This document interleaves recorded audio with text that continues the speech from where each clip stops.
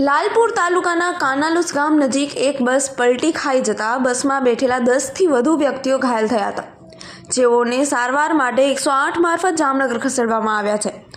કાનાલુસ ગામ પાસેથી મળતી માહિતી મુજબ પસાર થતી એક ખાનગી કંપનીની બસ પલટી ખાઈ જતા અકસ્માત સર્જાયો હતો, જેમાં કંપનીના કર્મચારીઓને ઈજા પહોંચતા 108 મારફત સારવાર માટે જામનગર ખસેડવામાં આવ્યા હતા। અકસ્માતની ઘટનાની જાણ થતાની સાથે જામનગરથી ફાયર બ્રિગેડ અને 108ની ટીમ મદદ માટે કાનાલુસ પાસે પહોંચી હતી અને ઘવાયેલા વ્યક્તિને તાત્કાલિક સારવારથી હોસ્પિટલ ખસેડવામાં આવ્યા હતા। ઘટનાની જાણ જીજી હોસ્પિટલને કરી દેવામાં આવતા હોસ્પિટલ ખાતે ડોક્ટરોની ટીમ પર સ્ટેન્ડ બાય રાખવામાં આવી હતી અને તમામ ઘાયલ થયેલા લોકોની સારવાર કરવામાં આવી રહી છે।